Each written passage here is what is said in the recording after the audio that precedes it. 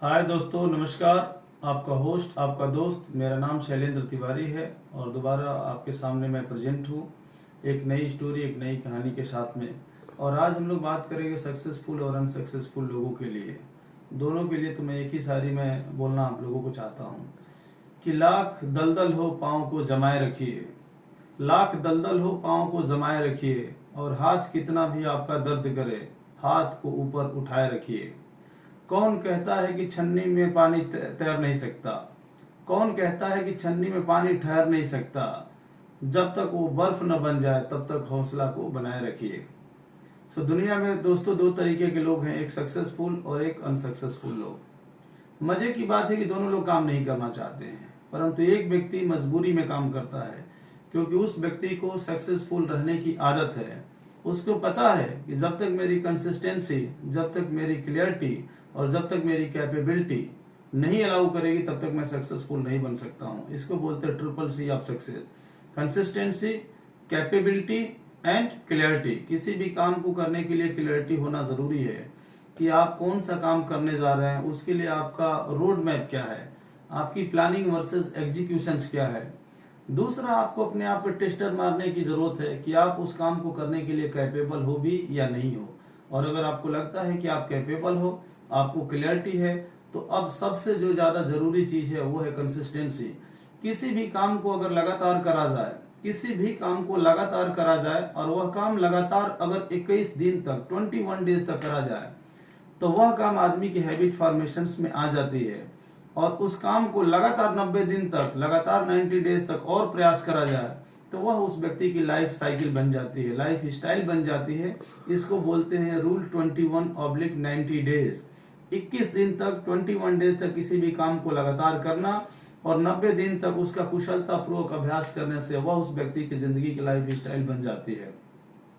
हम में से बहुत सारे लोग बहुत सारे ऑर्गेनाइजेशंस में काम करते हैं, कुछ लोग स्कूल्स में पढ़ते हैं। अब छोटे बच्चे हैं, उनको परेशानी है कि सुबह में उठ करके हम पढ़े कैसे। जो बड़े बच्चे हैं उनको परेशानी है कि केमिस्ट्री हमारी टफ है, फिजिक्स हमारी टफ है, मैथ हमारा टफ है। टफ दुनिया में कुछ भी नहीं होता है, टफ सिर्फ हमारे दिमाग में होता है। अगर हमने उस पर काबू कर लिया तो हर चीज पर नियंत्रण हमने कर लिया। बहुत सारे लोग कॉर्पोरेट ऑर्गेनाइजेशंस में काम करते हैं, चाहे वो रिक्रूटमेंट के फील्ड में हो, चाहे वो बिजनेस के फील्ड में हो, चाहे वो किसी भी फील्ड में हो। बहुत सारे लोग उसको ज्वाय करते हैं और बहुत सारे लोग कहते हैं कि there is so much pressure, बहुत सारा प्रेशर है।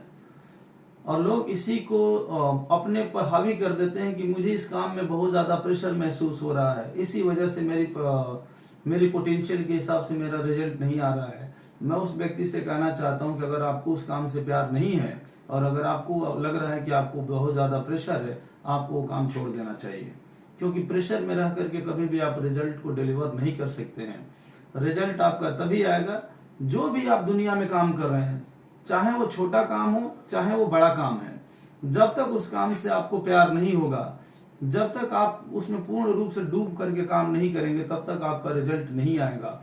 और जब तक आपका दिल और दिमाग के बीच में यह डिस्कशन होगा कि मुझे प्रेशर है, तो प्रेशर में कभी भी काम हो नहीं सकता है। वह आपकी नेगेटिविटी माइंडसेट पे इतना ज्यादा हावी हो जाएगी जिसके वजह से आपका जो रिजल्ट है वो हमेशा कम होगा। मेरे दोस्तों, मैं आप लोगों से रिक्वेस्ट करूंगा कि अगर आपको प्रेशर महसूस हो रहा है तो प्रेशर को अभी अपने दिमाग से निकाल दीजिए और convert pressure versus pleaser, pressure को प्लेजर में कन्वर्ट करिए। जिस काम को आपको लगता है कि आपको बहुत ज्यादा प्रेशर है, उसी काम में अब आप अपने दिमाग को बोलिए कि मुझे तो बहुत ही मजा आ रहा है, this is my pleasure, this is not the pressure. और अगर उस काम में आप प्लेजर के रूप में काम करेंगे तो निश्चित रूप से आप सफलता की सीढ़ी को प्राप्त करेंगे। और दुनिया में कोई भी व्यक्ति सक्सेसफुल पैदा नहीं होता है। The people do not born to the successful, they become successful, they do not born successful. दोस्तों, ऐसा कौन सा व्यक्ति है जो महानतम सीढ़ी को प्राप्त किया है जिन्होंने फेलियर का सामना नहीं किया है? हर एक व्यक्ति ने फेलियर की ही सीढ़ी पर चढ़ चढ़ करके अपने एक्सपीरियंस को बनाया है और उसी एक्सपीरियंस की वजह से आज अपने नाम का डंका बजा रहे हैं। आप लोगों के सामने बहुत सारे एग्जाम्पल्स है जो आप भी जानते हैं। कुछ एग्जाम्पल मैं आपके सामने शेयर करता हूँ। एक बार मुझे वो इरा आ रहा था जब मैं इंटरमीडिएट से पहले था, जब मैं 12th क्लास में था। पूरी दुनिया सन 2000 को सेलिब्रेट कर रही थी। 2000 का मतलब है एक शताब्दी का चयन होना। एक नई शताब्दी के रूप में 2000 के रूप में पूर्ण रूप से पूरी दुनिया उसको सेलिब्रेट कर रही थी। और वहीं पे एक बहुत बड़ा आज की डेट में जो सबसे बड़ा नाम है फिल्म इंडस्ट्री में, वह व्यक्ति कह रहा है कि I was struggling in my life and for my Fortune. अपने फॉर्च्यून के लिए मैं स्ट्रगल कर रहा था, जहां पे पूरी दुनिया पूरी मतलब एक नई शताब्दी को सेलिब्रेट कर रही थी। और उस व्यक्ति का नाम है अमिताभ बच्चन। 2000 के दशक में अमिताभ बच्चन के पास में ना एक भी पिक्चर थी, ना उनको कोई डायरेक्टर पूछता था, और उनके पास में लीगल हेयर के दुनिया भर की नोटिस आ गई थी। उनकी एक कंपनी थी एबीसीएल करके, एबीसीएल कंपनी बर्बाद हो गई, और एबीसीएल कंपनी बर्बाद होने की वजह से he has received so much legal notice और he do not have the sufficient money to struggle into the court. वह कोर्ट तक भी जाने के लिए असमर्थ थे, ये उनकी परिस्थिति थी। लेकिन उन्होंने अपने ऊपर असफलता के बोझ को ढोने नहीं दिया।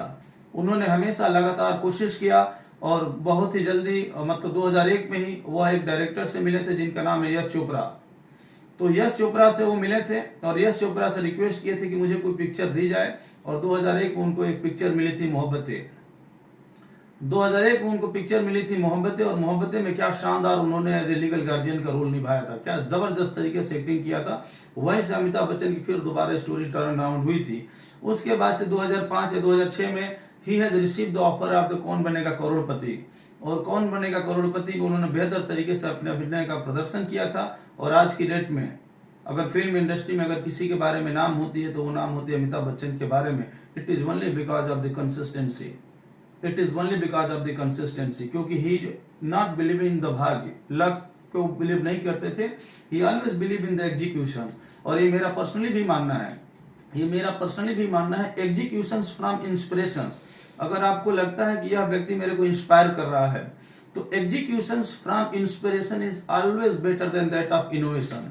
ये किसी भी नई सोच से ऊपर है एग्जीक्यूशंस। दूसरा मैं आपको एग्जांपल लेना चाहता हूं, जो फिजिक्स के मास्टर ब्लास्टर कहे गए, जिन्होंने फिजिक्स की दुनिया को परिवर्तित कर दिया। फिजिक्स के दौर में उन्होंने अपने कई कीर्तिमान रच दिए। उनका नाम है थॉमस अल्वा एडिसन। लेकिन मजे की बात यह है कि जब उन्होंने जिंदगी के शुरुआती दौर में थे, जब वो अपनी एक रेगुलर स्टडी में थे, तो 4th क्लास तक तो पढ़ ही नहीं पाते थे, और 7th क्लास तक तो लिख नहीं पाते थे। जब वो 7 साल 8 साल के थे तब तक तो लिख भी नहीं पाते थे, और 5 से 6 साल तक तो पढ़ भी नहीं पाते थे कि क्या है। उनके टीचर ने उनका विरोध किया, कोई उनसे बात नहीं करना चाहता था, ना उनको कोई पढ़ाना चाहता था, ना कोई भी व्यक्ति उनके साथ में बैठना उठना पसंद करता था। उनको मंद बुद्धि के लोग कहे जाते थे। लेकिन उन्होंने अपनी सोच पे काम किया, अपने को ब्रेन स्टॉर्मिंग किया, उन्होंने अपने पे काम किया, और अपने पे काम करके उन्होंने फिजिक्स की दुनिया में दुनिया भर के फार्मूला को रच दिया। और आज की डेट में वह फिजिक्स की दुनिया में अजय और अमर हो गए। He is the Thomas Alva Edison. उसके अलावा अब मैं बात करता हूं अन्य, अगर मैं क्रिकेट की दुनिया के तरीके पे जाऊं, जो क्रिकेट के तीनों रूप हैं, चाहे वो वनडे हो, चाहे वो टेस्ट क्रिकेट हो, और चाहे वो T20 का क्रिकेट हो, तीनों फॉर्मेट में एक व्यक्ति ने राज किया और अभी भी कर रहा है, जिसका नाम है महेंद्र सिंह धोनी। उनके पिताजी हैंड पंप मास्टर थे, एक रांची के किसी कॉलेज में जो स्टेडियम से जुड़ा हुआ था, वहां पे एक पंप मास्टर थे। उनके पास में इतना पैसा नहीं था कि वो अपने बच्चों को उच्च श्रेणी की शिक्षा दे पाए, अपने बच्चों को एकेडमिक एजुकेशन दे पाए। और चूंकि बेसिक्स एजुकेशन भी उनकी ठीक विपरीत मिली थी, उनके पिता की इच्छा थी कि वो रेलवे में नौकरी करे, और महेंद्र सिंह धोनी ने रेलवे में नौकरी भी किया। लेकिन उनका पैशन था, उनका जज्बा था कि मुझे कुछ ना कुछ क्रिकेट की दुनिया में करना चाहिए। और क्रिकेट की दुनिया में जैसे ही उनकी एंट्री हुई, देखिए क्या शानदार तरीके से उन्होंने अपने मतलब प्रदर्शन किया है अपने, और हर जगह पे जीत का डंका बजाया है। T20 में भारत में जीता उन्हीं की अगुवाई में, वनडे क्रिकेट में वर्ल्ड कप हमने जीता उन्हीं के महेंद्र सिंह धोनी की अगुवाई में। तो दोस्तों सिर्फ और सिर्फ मैं आपको बताना चाहता हूं कि महेंद्र सिंह धोनी क्या एकदम से उस मुकाम पे पहुंच गए, नहीं। उनके पीछे उनको क्लैरिटी थी कि उनको करना क्या था, और उनके पीछे उनकी कंसिस्टेंसी थी कि उसके प्रति उनकी दीवानगी थी, पागलपन था कि मुझे करना है तो करना है। क्योंकि सफलता एक दिन में आपको नहीं मिलेगी, परंतु दोस्तों एक दिन आपको जरूर मिलेगी। यही है प्रोसेस नेचर ऑफ नेचर का। और जितने भी सारे लोग जो बड़े से बड़े फॉर्मेट में हुए हैं, चाहे स्टीव जॉब की बात करूं या माइक्रोसॉफ्ट के चेयरमैन की मैं बात करूं या अजीम प्रेम जी की मैं बात करूं। अजीम प्रेम जी ने अपने 70% अपने पूरे एसेट को दान में दे दिया। अगर अपने 70% एसेट को अजीज प्रेम जी दान में नहीं देते तो आज विश्व के दूसरे धनी रूप में वो शामिल होते। तो अजीज प्रेम जी भी जो बड़े मुकाम पर थे वो किस वजह से थे? अपनी because of the consistency, because of the consistency. Same goes to the Ratan Tata और जे.आर.डी. टाटा।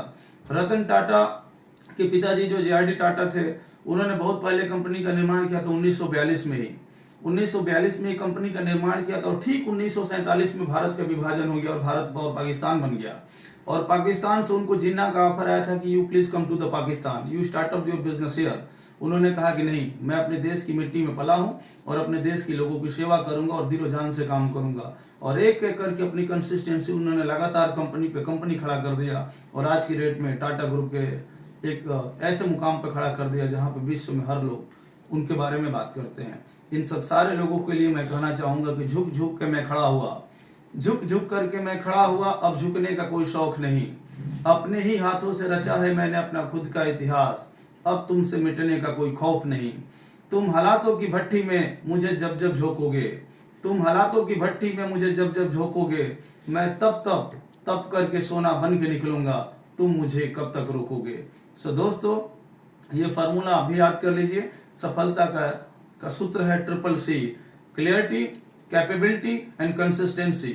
सो इसी के साथ में थैंक यू वेरी मच। मिलते हैं अगले वीडियो में। I wish you all the best, have a great day. Thank you very much.